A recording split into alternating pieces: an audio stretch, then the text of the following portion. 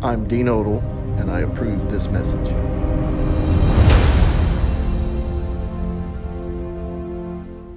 Explain this in a second. I'm not going to hit anybody with it. Back off. We're not that bad, dude. We have it still has a guard on it, but it is a real Cherokee Tomahawk, so I'm going to explain that. Anyway, I want to just say thank you for having me here. I know it's early in the election season, but last time I got out, I ran for governor from 2020 to 2022, so 2 full years of campaigning last time. And I started real early because, of course, nobody in the state knew me at all in the political realm, so I figured I better start early. So I still started a little later this time, but I'm still out, one of the first ones out.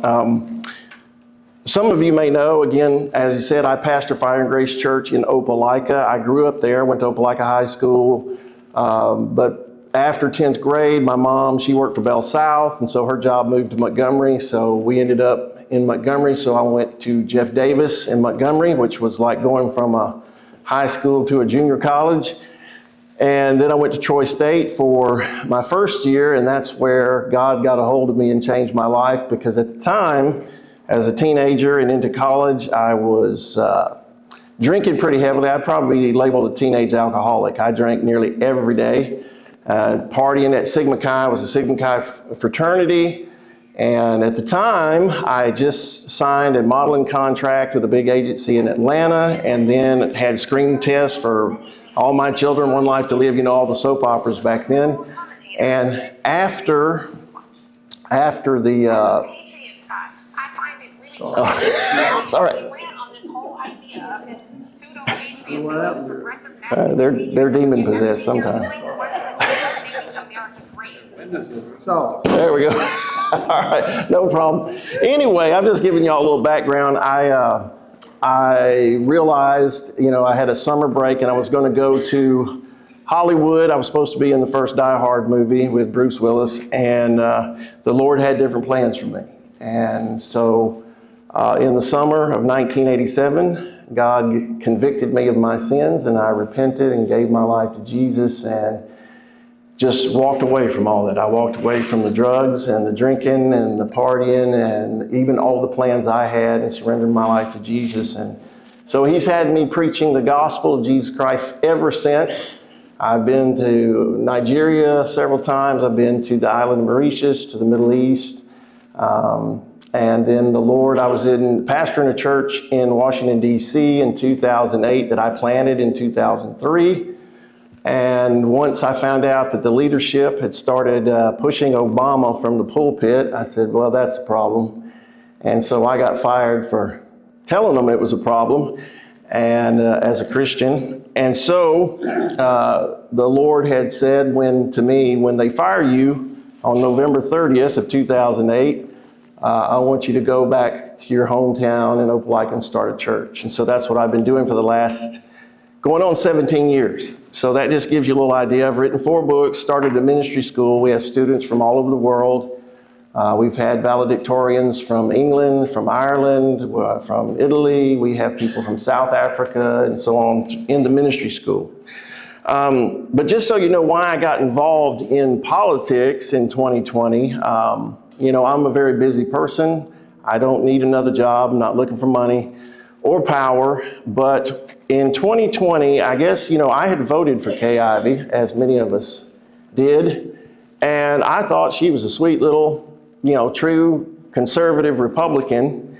And I was fooled by her cute little TV commercials, because when the COVID pandemic hit, of course, she ran like as fast as she could to violate our First Amendment. If you remember, there were orders given not just to shut down businesses and schools and churches, but the order was given for churches to either abide by a certain limit, 10 people spaced out, or there was the threat of arrest. And also, when we went to Montgomery, at one point, there was a big Eagle Forum meeting, and I went with a bunch of people, and they were going to arrest us. They brought out the police, and they brought out the paddy wagons and everything. They were going to arrest everybody out there because we weren't wearing masks and we weren't 6 feet apart and all that nonsense. But see, I'm going to read the First Amendment again because I think it's important, because I still don't know how people voted for her again. Frankly, we shouldn't vote for any of these politicians that are ready and willing to violate our freedom, period. I don't care. We don't lose our freedoms in the midst of a pandemic or a war or whatever may happen. Those freedoms are given by God and reconfirmed in our Constitution. But think about this. Congress shall make no law, respecting the establishment of religion, or prohibiting the free exercise thereof, or abridging the freedom of speech, or of the press, or of the right of the people peaceably to assemble and to petition the government for a redress of grievances. So I was highly disappointed, and my wife was frustrated, and there were pastors getting arrested in the country for not shutting their churches down. So I didn't shut ours down, and I said, if they arrest me, they arrest me. I'm not going to let this pass. And then President Trump, about March, let's go back. The end of February of 2020, Dr. Didier Raoult-France, one of the top researchers in the world, figured out that hydroxychloroquine and azithromycin and zinc was curing people. He had 108 people severely dying of COVID. He treated them with this hydroxychloroquine protocol and saved all but 6. And the 6 who died all were over 75 years of age. He presented this information to the public. President Trump got it through somebody. He talked about it just a couple of weeks later in March. And this is where I really got sick to my stomach. People are dying from COVID-19. I almost died from it. So, I was at this close. And people are dying. There's no cure, per se. And then somebody comes out and says, hey, this is saving people's lives. And I saw it save people's lives. But did you ever hear a peep about it from Scott Harris, our state health director? Did you ever hear a peep about it from Governor Ivey?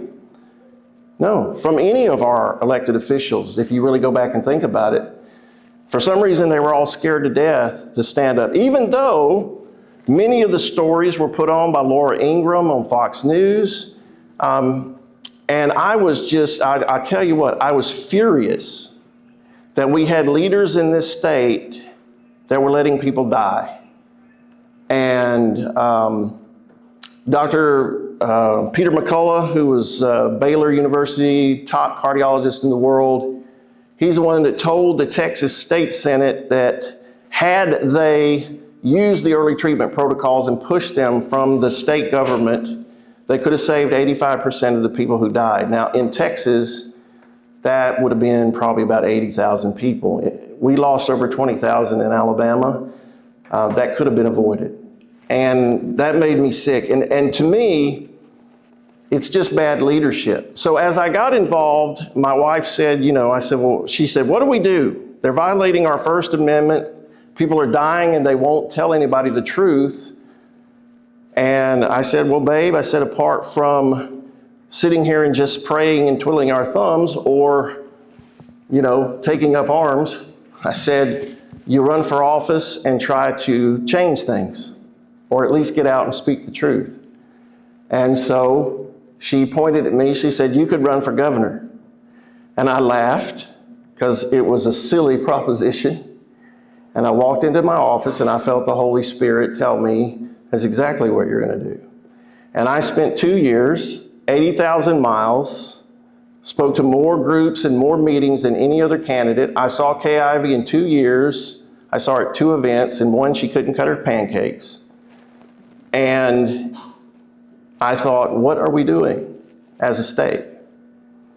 And that is when, traveling the state, I got to meet nearly all of our elected officials.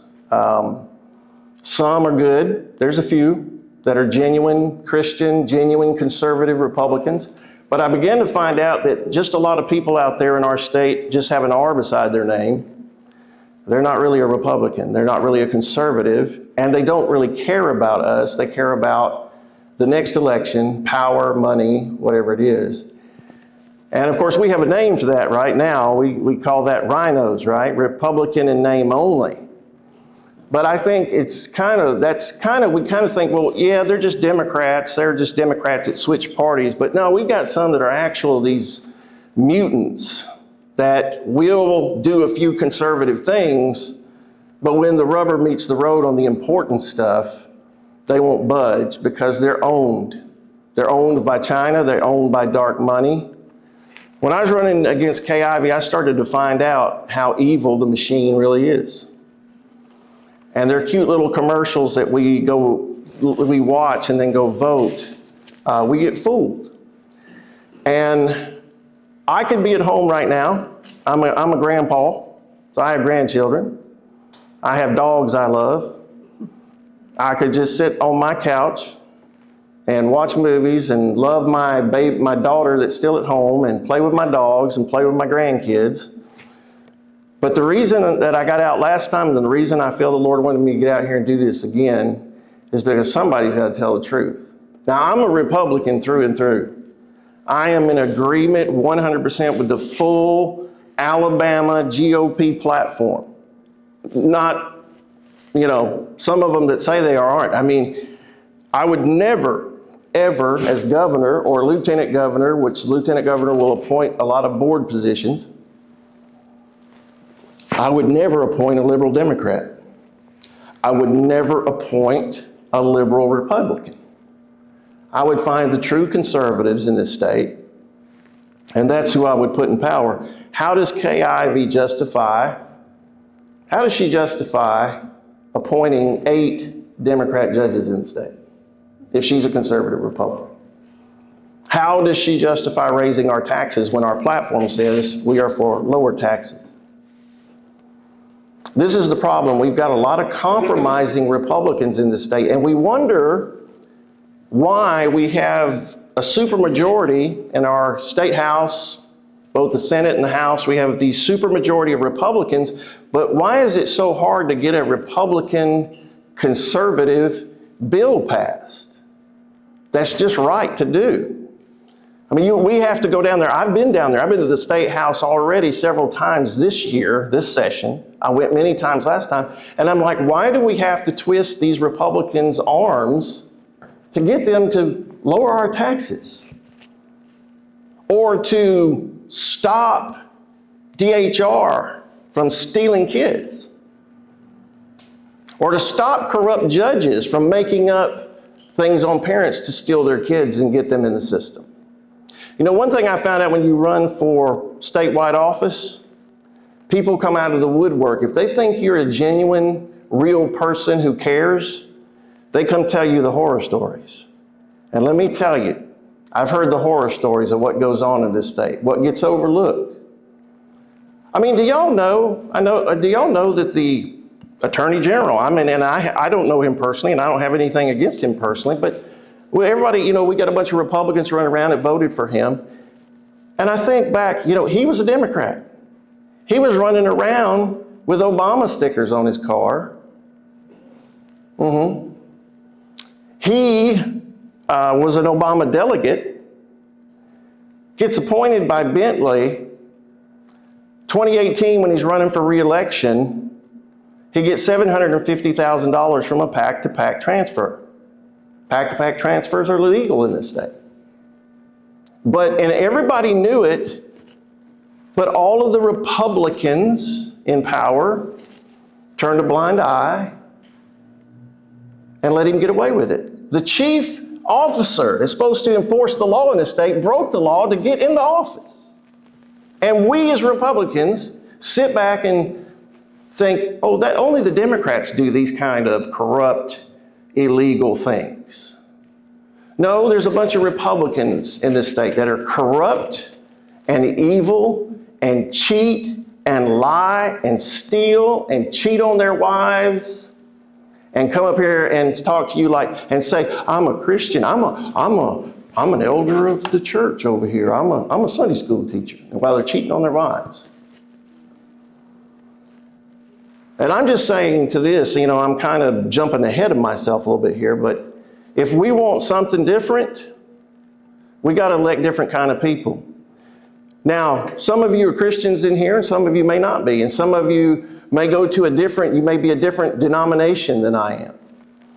But if we can, 86% of Alabamians claim to be Christian. 75% of Alabamians say they believe the Bible is the Word of God. Another 70+% say they believe heaven and hell are real things. And really, let me tell you what it comes down to in a lot of these moral issues. It comes down to not Republican or Democrat. It comes down to right or wrong. It comes down to between good or evil. And we can't just compromise with evil, even if it's a Republican doing it. And this is a problem. We've let Kay Ivey get away with what she did during the pandemic. And we've let Steve Marshall get away with stuff. We've let John Merrill. Oh boy, I know he's one of your T-Town. He's the smoothest, slickest politician in the state. But he is not. I know what you mean. He's good at what he does. But here's the problem. Let me just say this. We've got to elect true Republicans, but we also have another problem. Not just that we let them fool us or we compromise. It's one of the two. I mean, these people don't get voted in by 60% majority of Alabamians, of conservatives. They don't get voted in just because, they really are that good. They get voted in because we just go, I don't have time to really dig in. I don't have time to find out. I don't want to make a fuss. I want all the Republicans to love me, so I'm not going to rock the boat too much, And we get these people, and they go in there, and they don't represent us. They don't do what we want them to do. And we have a state right now that should have a majority of godly, real, solid Christian conservatives that respect the Constitution and guard our freedoms. That's who we ought to have, who protect our children. That's what we ought to have.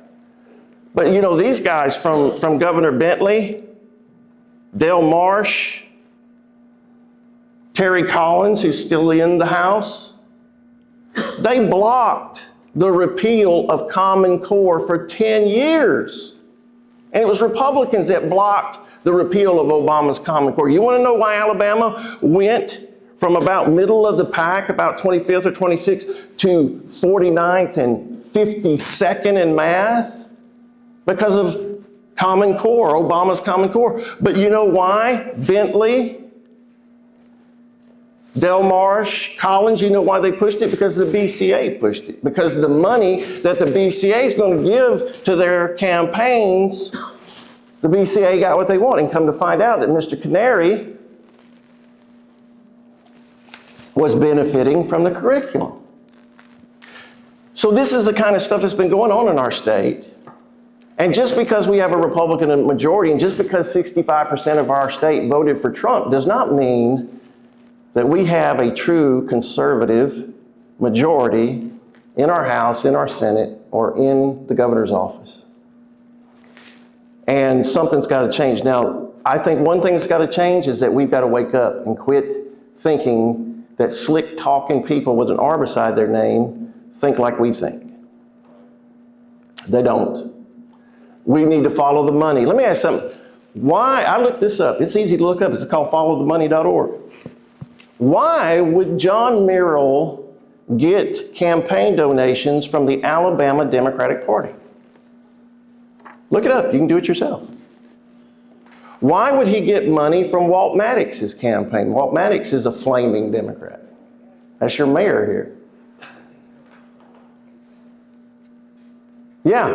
Why would they take money from these PACs, from this guy named Nichols, that gets money from George Soros, that gave money to both Walt Maddox and Kay Ivey in 2018? What do you think's going on? Who do you think they're loyal to? See, billions and billions of dollars comes into Alabama with all of our military here and all of the stuff going on, and it becomes a money laundering organization is what it becomes. And I don't have time to get into all that, but y'all know what I'm talking about. When they put Governor Siegelman in jail, and then the judge that put him in jail gets a $178 million contract from the Bush administration? Coincidence? No. And I wouldn't agree with anything, policy that Governor Siegelman had. But I can tell you this, it's wrong to put a man in prison for 7 years and take him away from his wife and his children and his grandchildren simply over a political disagreement so he can't run against you. And see, the Bush faction of the so-called Republican Party, the Bush faction is what's wrong. And it's been wrong for a long time. Trump came along and actually set us free from the Bush-Cheney control. Now, here's the question. Trump's in power for 4 years. Everybody says, well, J.D. Vance will continue these things. Will he? Where did he get his money? Y'all know? Peter Thiel. Look him up. I don't have time to develop all this. I'm just saying that, Peter Thiel. F-I-E-L-D, like Thiel? Thiel, with a T-H, I think it's T-H-E-I-L. He was the head of, he was on the original board of Facebook. He founded, he's part of PayPal, and he has a Planeteer company he founded that's all about data gathering for the U.S. intelligence agencies. And Thiel gave J.D. Vance $15 to $20 million to run for Senate in Ohio. So is his loyalties with Trump or with Thiel? I don't know. I hope he is what he says he is. But you got to follow the money. Who's giving money to who? And you got to find out why and what's going on. And see, here's the other problem. Let me just go in and tell you. I learned this in my own election and by a lot of research in 2022 when we saw some really funny things go on with the vote count. While we were watching the voting returns, my vote totals didn't change for 2 hours. How is that happening? That's impossible. We saw Kay Ivey polling at 40% 2 weeks before the primary. How does she win by 55% and not have to be in a runoff with somebody? Where did those votes go? In the middle of the election, we saw, and these are all directly come from the Secretary of State's office, how did 30,000 votes go from Kay Ivey over to Tim James, and then from Tim James 4 minutes later back to Kay Ivey? How does that happen? Not 30,000. What was going on? How on CNN at 11:45 Eastern Time on May 24th, the night of the election, all of us who ran against Kay Ivey had a certain number of votes. The next morning at CNN, we all had less votes. And we've proven there was a line in the election process for Ivey. She got a dump of about 80 to 90,000 votes, all at about 9:15. Just like Biden against Trump. People say we have the safe and secure and fair elections in Alabama. Do we? Let me tell you one thing. You want me to tell you one thing? You want to know if your elections are secure or not? This is all you need to know. All 3 CEOs of all the voting machine companies in this country, the main 3, where it's 85 to 90% of all votes are cast on these 3 different types of machines from these 3 companies. They all admitted before Congress that their machines or major components in their machines are all made in China. Now, I have heard and I have come to know experts like Clay Parikh, 20-year forensic cyber specialist, Colonel Sean Smith, who was at the Pentagon, who was in there to stop cyber hacking into our military, some of our most sophisticated weapon systems. I've met both of them, talked to them. I've watched I was Haynes versus Merrill about the voting machines. I was at that court case hearing. I was there all 8 hours. I listened to all the testimony on both sides. It was a slam dunk against the machines. Slam dunk, we got to get rid of them. They're compromised. Colonel Sean Smith, who was at the Pentagon all those years, retired Air Force, He said, if you don't watch a computer or any electronic machine from the beginning all the way to its end, and you know every component in it, you don't know what's in it. He showed the end of a number 2 lead pencil. And he said there can be things in there that small that can allow someone to remotely take over a voting machine and flip votes, change votes. And folks, I'm saying this because whistleblowers have come out, guys who worked, contractors who worked for the deep state. And they said we developed the programs around the end of 2000, 2002, to flip votes, subtract votes, add votes in real time without detection. They work, the voting machine companies work in coordination with Chinese CCP agents. And there's been a CCP agent active in our government, in the state government here in Alabama since 2003 or 4. And I'm not going to tell you who that is right now, but I know who they are. And I know who they worked with. Now, you say, is it that deep? Does it go that far? Oh, yes, it does. Now, I want to see us get rid of these voting machines. And what I thank God for is that President Trump has said he wants to get rid of the voting machines and have paper ballots. Germany does it. France does it. Canada does it. I mean, they hand count 39 million votes, France does, in one night in an election, and can tell you who it is before everybody goes to bed, who's the winner.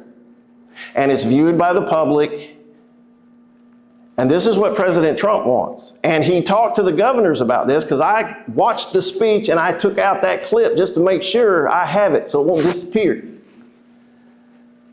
Now, if President Trump is for it, and we've got cyber experts, and we've got the CEOs of voting machine companies admitting that they have Chinese components in there and that they can be hacked and manipulated. How do we have the last 2 secretaries of state, Wes Allen, John Merrill, how do we have them saying, no, our elections are the gold standard, they're safe, secure? I asked this question, John Merrill, Wes Allen, are you guys cyber experts? Are you guys computer experts? No, they're not. And during the case, Mr. John Merrill, who kept saying the machines don't connect to the internet, had to backtrack when he was forced to under oath and admit that they do. They know they do. I had my polling place admit that they send in the counts from the machines to the county courthouse by internet. But even if that's not true, when you get to the county courthouse, guess what? All of the votes are tabulated and they're all added up on a Dell laptop, because I have a copy of the state purchase order that every probate judge got a new Dell laptop. Guess what? With the specs that say Wi-Fi, Bluetooth on there. And then those tabulated votes in that county are then sent to the Secretary of State's office. So guess what? By the time your vote gets to the Secretary of State's office, it's been compromised in a machine, tabulator, or laptop that is made in China. Dell laptops are fully and completely made in China.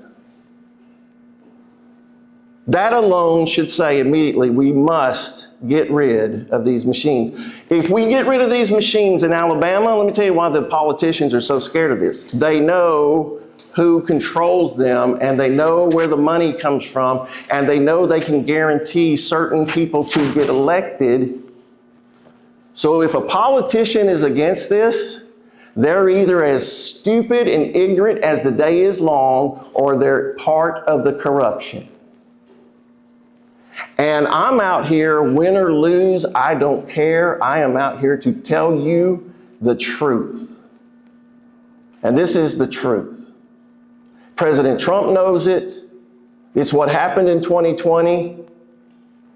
And it's going to continue to happen, not in every election. They'll let some of our little conservative people get through here and there, but no one that'll do real damage to them, like a governor. a lieutenant governor, a secretary of state. It's very controlled. It's very manipulated. And this is why you think you have a Republican supermajority and you don't, because the proof is what they pass or what they don't pass. Now, I told you I was going to explain this right here. This is a Cherokee Tomahawk that arrived in my office one day. I went to my office, laid on my desk, a long box, and I opened it up, and there's this tomahawk. And what it says on here, on the head up here, if you can see it, it says Black Road Regiment. And it says, 2 Timothy 4, 2-5, about preaching the word, speaking the truth, even in the face of opposition. And on the handle here, it says Black Robe Regiment. And down over here, it says Pastor Dean Odom. You know who sent me this? As an award for being a true conservative Christian warrior in this fight, Lieutenant Colonel Alan West sent me this.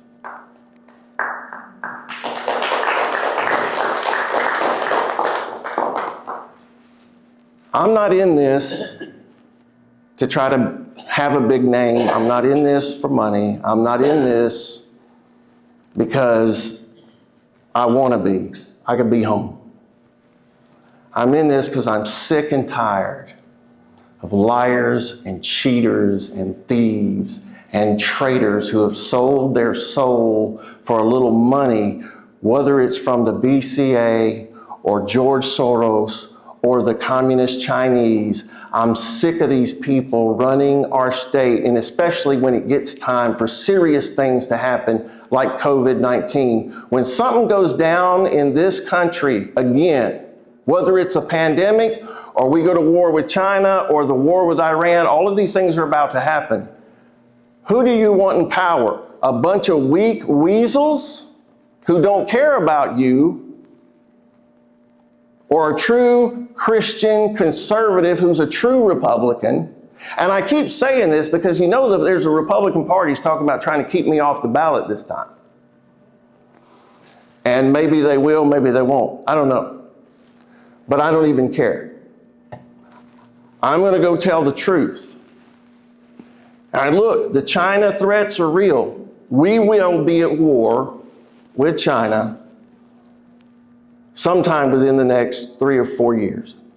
It could be tomorrow. Our generals are warning of this. China is preparing this. They have 230 times now faster ability to build ships than we do. They're getting ready for a war with the United States. And really, they're already at war. How many of you have read the book by Peter Schweitzer, Red Handed and Blood Money? Anybody read Blood Money yet? Oh, you better get Blood Money. See, we're under attack with fentanyl. This is a coordinated CCP attack against the United States. And we're already at war. Now, I pray that President Trump can stop this as much as possible.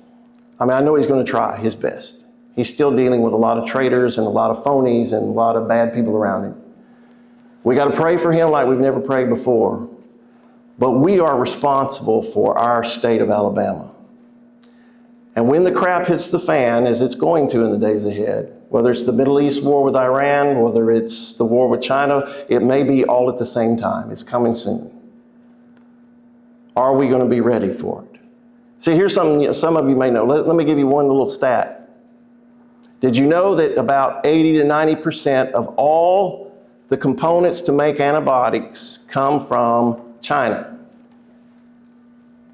If we go to war with China, or China takes Taiwan and our relationship falls apart more than it already is, and they cut off antibiotics to us, do you know what happens? You want to think COVID-19 was bad. Mass death will begin from simple infections that could have been dealt with quickly. Many people will die. This is their plan, the drug war, the antibiotics war, and then the real war. So we're at war with China. We're at war with China about our voting machines. And it's time we wake up and stop just running around playing little perfect, everything's wonderful, little Pollyanna Republicans, and get down to the brass tacks. We are in trouble, and our state hasn't prepared. What did we find out during COVID? We were not prepared for that as a state, even though it had been talked about years in advance. Do you think our state has a stockpile of antibiotics when China cuts us off? Where is it? We don't have it. We don't have a stockpile of food. We don't have a stockpile of weapons. We don't have a stockpile of oil and gas. We are not ready for a war with China. And you know, I was talking about this in 2020, 5 years ago now. Because you know what I tell people all the time? A leader looks ahead and to see what's coming and prepares for it. A fool just blindly keeps walking. And boy, do we have some fools. Let me tell you that they're concerned about gambling, and we got children being stolen from their parents in the state. Which do you think is more important that we fix? We got judges breaking the law, and the AG knows it, and nothing's done about it. I'm standing up here, I'm telling you, I'm sick in my gut and my heart about the corruption in this state. We rank number 4 in corruption. How does little old sweet Christian, Sweet Home Alabama rank 4th in political corruption in the country? Because it's bad. But see, we have the people that can fix it. Because if a majority of us rose up against these people, threw out these machines and started voting in people that were like us, then guess what? We would take our state back. And really, that's the way it's supposed to be. The states are responsible for the states. We can't just look at Trump and go, Trump's going to save us. No, he's not going to save us. We have got to save our communities, our state, our cities, our counties. We've got to do it. And we've got to get ready for what is on the way.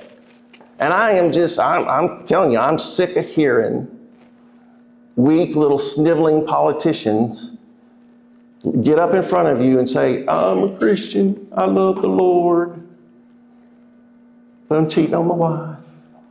I'm lying to you. Somebody said the other day, well, Pastor Dean, you have some strange beliefs. No, I believe the Bible from Genesis to Revelation.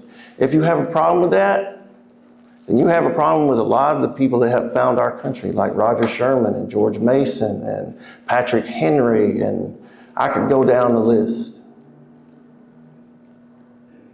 I am one of those old, I guess I'm made in one of those old ministers. How many of you know where Mr. Paul Revere went?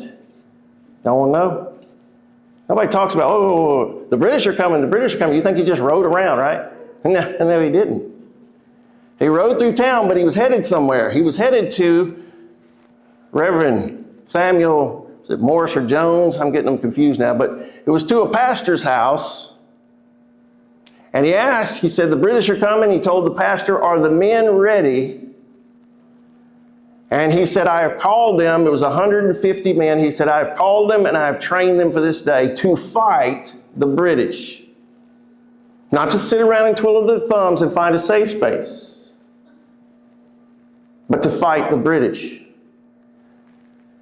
And y'all know the story. I'm sure you know the story of Benedict Arnold, one of the most horrible traitors. It nearly cost us the war. Folks, there are traitors among us. And some of them are Democrats, and some of them are Republicans. Do you understand that? They are wolves in sheep's clothing among us. And we got to wake up. And we got to become the Christian, conservative, freedom fighting, not freedom loving. You can love freedom and lose it. But you got to fight for your freedom. And that's why I'm out here. I'm out here running around on my money, my time, my truck, I'm not wealthy. I'm doing this so I can hopefully get some truth in enough people that we will rise up against this system that we have been content with. But it's not for us. It's against us. So I'm not going to keep going. I think that's enough time for me. I didn't even count how much time I made. Yes, sir. I'll take it. Why should I and we vote for you?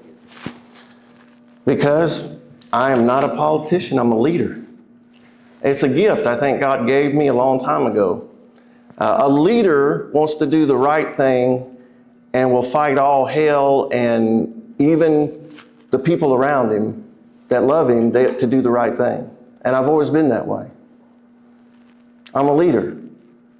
And I don't care if you're Republican or Democrat, if I saw you dying in the street, my job would be, I'm going to find out how to save you. And this is why I don't understand. These people say that they're going there because they love Alabama, they love us, they want to help us, and then they don't. They help themselves. Anybody remember Mike Hubbard? Boy, he sure helped himself, didn't he? He's from my neck of the woods. It's disgusting. Bob Riley did the same thing. I could go down the list, all Republicans. You know how we're ranked 4th in political corruption, right? But who's been in control of our state since 2010? Republicans. I mean, is that it sinking into anybody? It's not the Democrats. It's our own party. It's the infiltrators. It's the wolves in our own party. So I say you should vote for me because I'm not them. I never have been. You can look at 38 years of what I have preached and what I have written about politics, about freedom, about living for God, living for Jesus. I haven't changed. My principles are the same, and they have been the same my entire life. And I believe in the Republican platform principles. Truly lowering taxes, shrinking government, fighting, I'm pro-life as pro-life can be. And I would never compromise it. Never. So I think that's a reason. Yes, sir. You still believe the earth's flat? Absolutely. Now we can get into that since you asked that question. Okay, I'm gonna tell you. So does NASA.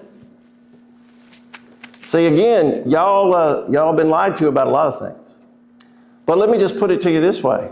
I believe what the Bible says about it. The Bible describes a flat, stationary earth covered by a firmament dome with heaven above where God's throne is and hell is beneath. That's what the Bible teaches. And I happen to be a PhD in theology, and I have studied Hebrew and Greek. I've looked up all the words. I know some of you think that Isaiah 40:22 says because God says God sits on the circle of the earth. Well, in Hebrew, there's 2 words for circle. One is kug, which means a circle, not a sphere. And then Isaiah 22:18, it talks about a ball. It says, I'll throw you as a ball. God never used that word dur, which means ball or sphere. He never once used that to describe the earth, how he created it. Not one time. He used it, he said the earth is like someone taking a piece of clay or wax and pressing it down with their signet ring. This is what God said. And he said the firmament is actually over us. We don't know how high it goes. And he said the stars are attached there. And Jesus said in Matthew 24 that all the stars will fall to heaven right before he returns. Now, if the stars are these massive suns bigger than our sun and they all fall to the earth, what would happen to the earth? It would be no more. So is Jesus wrong? Is Matthew 24 wrong? And let me ask you this. NASA says the sun came first. Then everything else was formed, that nothing exploded and created everything, and that the sun came first, and then our earth formed and started rotating around. According to Genesis, God made the heavens and the earth. He made the earth first, and the sun was made, the sun, moon, and stars were made on the fourth day. What was the earth spinning and rotating around for 4 days? It wasn't. And there's documents, write this down, please. NASA document 1207. It's called the Derivation and Definition of Linear Aircraft Model. I've spent many weeks and hours going through NASA technical manuals and formally classified documents that are now declassified via FOIA requests. Document 1207, speaking of the definition derivation of linear aircraft model, says that, and the derivation and definition means how it flies across, especially mock aircraft. How did it fly over this earth? It says in the summary, it says in the middle of the manual, it says in the end of the conclusion that rigid aircraft, solid body rigid aircraft fly over I quote NASA right now, a non-rotating flat earth.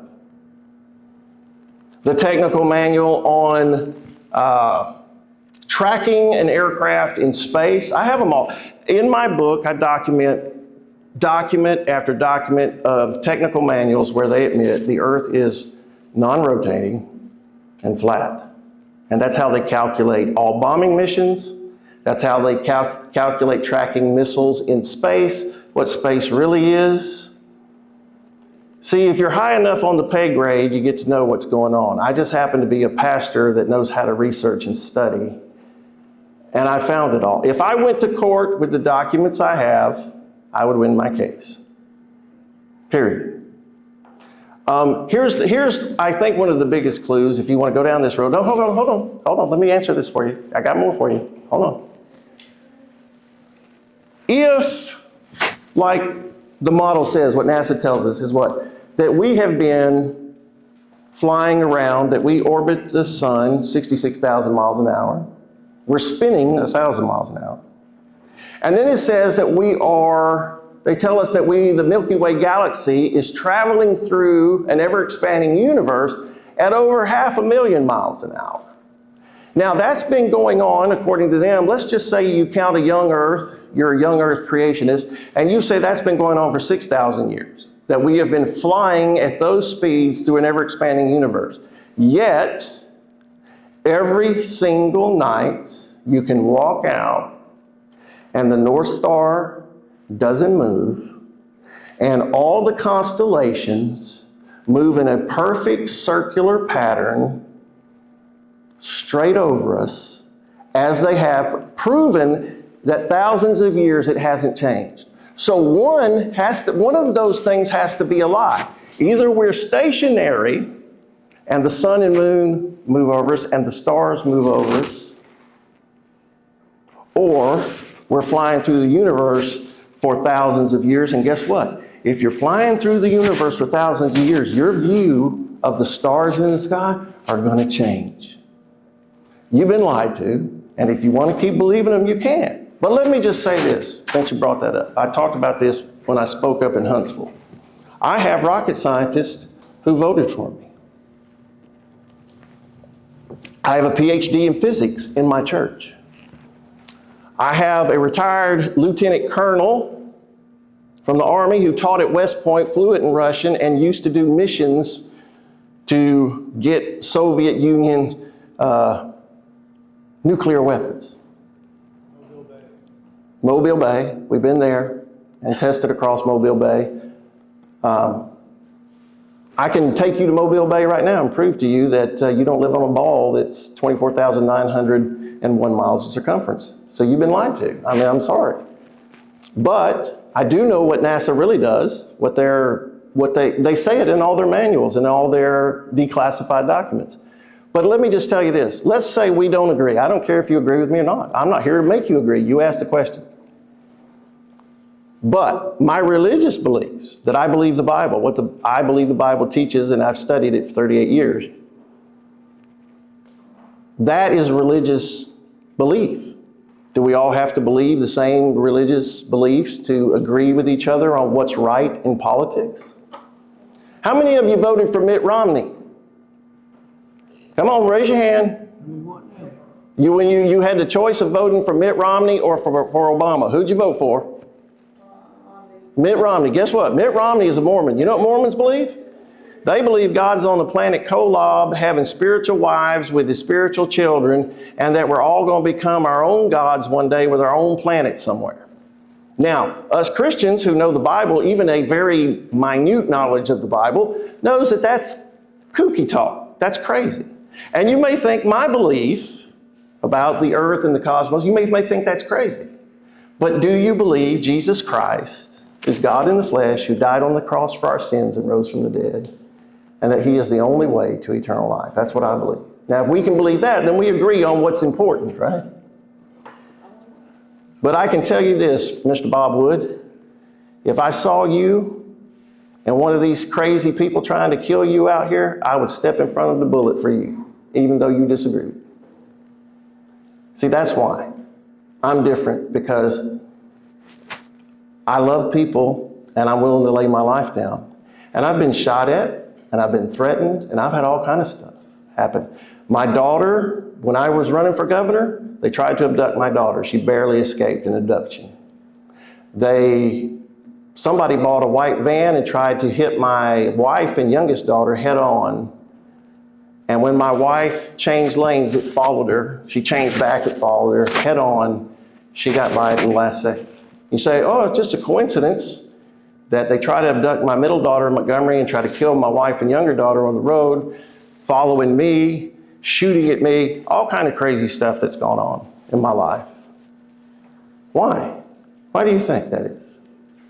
See, truth hurts. Truth stings.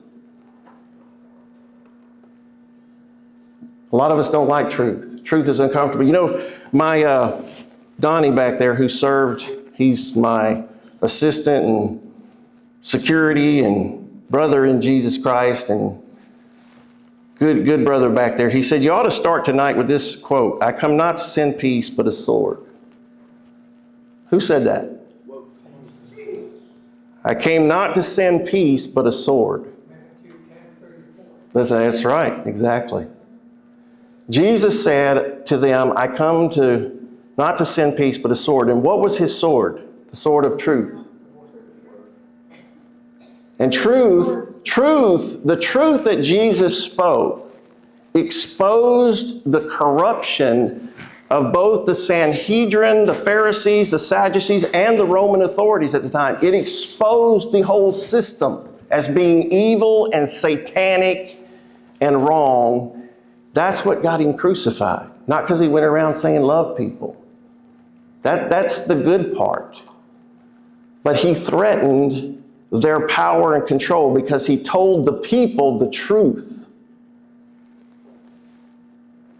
And Jesus is the one that talked about the stars falling, the sun and moon going dark.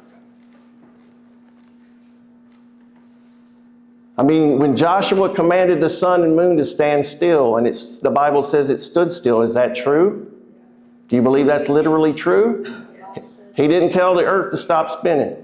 So what I'm getting at is what you have here is somebody that actually believes exactly what it says, the way it says it, and that I believe it means it that way. And I got enough proof and evidence to show you. I can take you to Mobile Bay. I've convinced physics professors of this. So, but even if you think, I don't agree, I think his belief in biblical cosmology is crazy.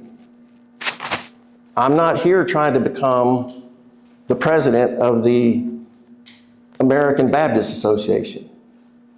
I'm here to try to be a moral leader who's a genuine conservative, a genuine Republican, and someone who genuinely cares about your life and would try to save it if a pandemic was trying to kill you. And I'm also one that would pick up my AR-15 if Chinese soldiers were coming in here, and I would go fight them myself. So I don't know what else to tell you. Yes, sir. Yes, sir. Okay. Hey, before I go, let me say, yes, ma'am. What did you think of SB 67, Veterans Bill? Do you believe that that bill is a bill that Governor Ivey is trying to get power from our veterans? I'm a veteran. I don't know how many people here are veterans. Yes. We have 400,000, now this is what I was quoting, veterans. Yes, ma'am. I mean, in Alabama. If we can get our veterans to unite, we can win. Yes. Oh, yes. Okay? We need. Listen, here, you want to hear what infuriates me, is she says that she couldn't get rid of Scott Harris, the state health director, because he's elected by a board and she didn't have the authority to fire him right? But then she goes and fires the admiral because she didn't like what he said. You know, he asked about some money. So I agree with you. It was a power play. I don't tell you the truth. I don't know why those boys up there on Goat Hill are so scared of that old woman. She's got something on them, I guess, but they are scared of her. I think she's into that 2030 agenda. Any other questions? Yeah. Okay, let me say this. Just want to say thank you for having me. I know I'm a lot to take. Appreciate it. If you have any questions, if you go to Dean Odle, well, it's odle4lieutenantgovernor.com or odle4ltgov.com. My phone number on the main page, my cell phone number, it's sitting right over there, is down there. Call me, ask me a question. We can talk more, whatever you want to do. I am open to discussion about anything. So y'all can give me a call. All right? Thank you for having me. God bless you. Yes.